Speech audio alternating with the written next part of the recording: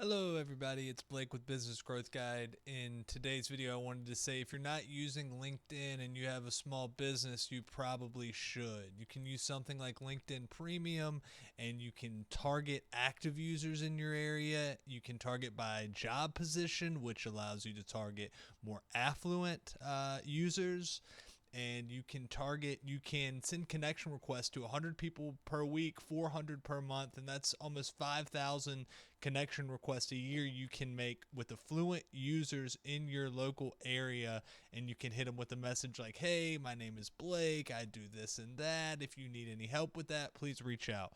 And if you engage with the platform and you use it, and even if you don't, those messages that you send to those people over time, people will come back to you and say, hey, I need your services. So LinkedIn, although it's a boring platform and there's not memes up there and fun, it's worth using if you can.